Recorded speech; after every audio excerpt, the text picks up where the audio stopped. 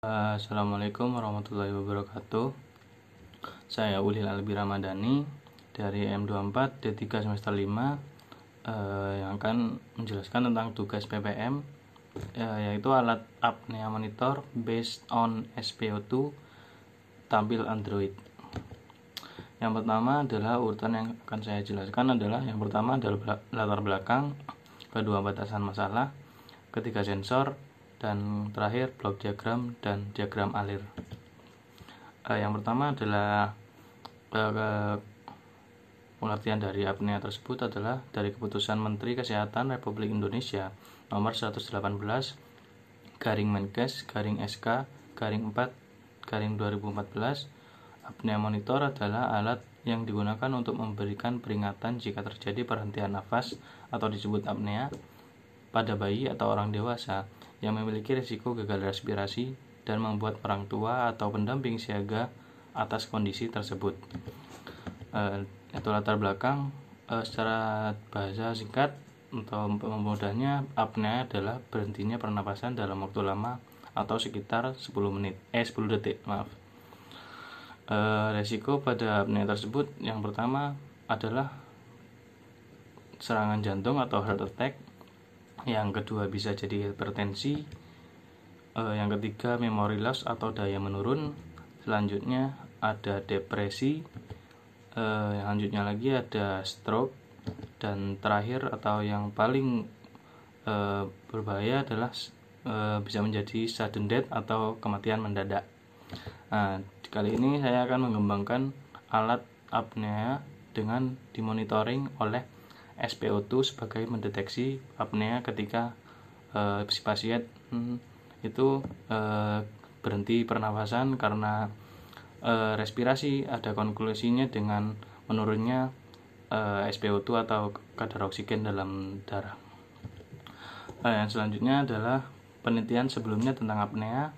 Yang pertama adalah using pulse oximetry level to indicate the occurrence of sleep apnea yang diciptakan oleh Ellis SLN dan kawan-kawan di tahun 2016.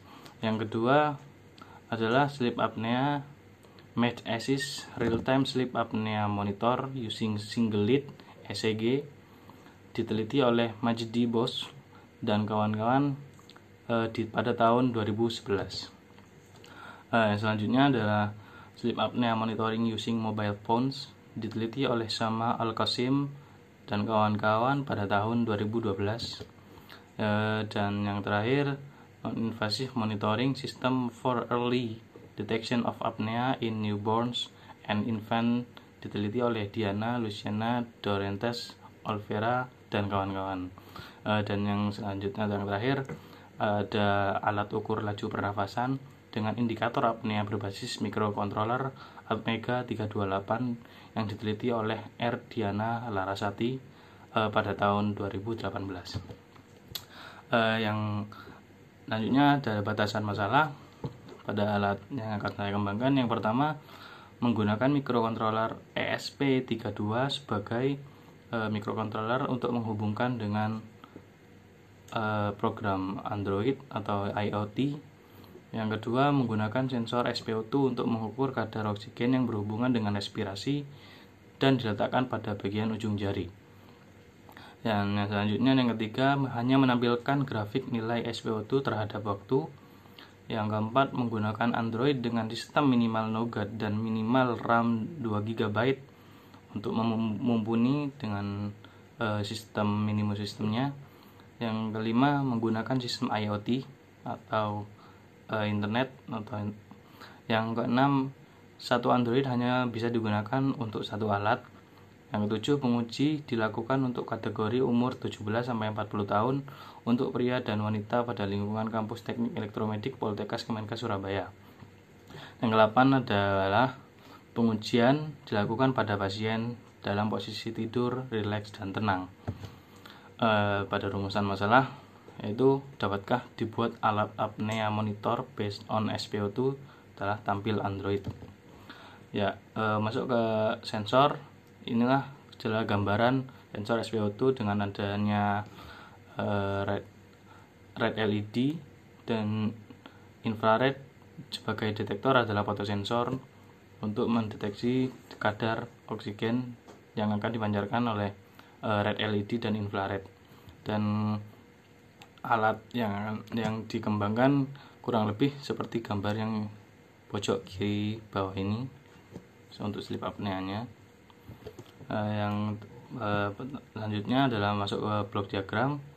Ya, di sini ada driver lampu. Dari driver lampu untuk mengdriver sensornya, untuk sensor dilanjutkan oleh multiplexer, dan multiplexer akan dilanjutkan oleh yang pertama di blok pertama ada PSA, itu masuk ke DC red. Selanjutnya ada buffer, dari buffer kemudian masuk ke BPF atau band pass filter sekitar frekuensi 0,23 sampai 2,3 Hz, dan dilanjutkan ke AC LED red. Kepada dua-duanya langsung masuk ke microcontroller. Nah, dari multiplexer yang selanjutnya ada juga sama seperti yang di atas, dan bedanya pada yang bawah adalah ya untuk infrarednya. Dan kemudian ada program, dan untuk mengontrol atau memprogram pada MinSys-nya ESP32. Dari ESP32 dari yang sudah diprogram tadi masuk ke Android, dari Android ke PC sebagai IoT, dan dari PC ada termasuk yang terakhir adalah alarm. Pada diagram alir, untuk diagram alir microcontrollernya, yang pertama ada di begin ketika dimulai, kemudian dia melakukan inisialisasi. Setelah dilakukannya inisialisasi, akan dilakukan sensor SpO2 mendeteksi saturasi oksigen, dan selanjutnya mengirim data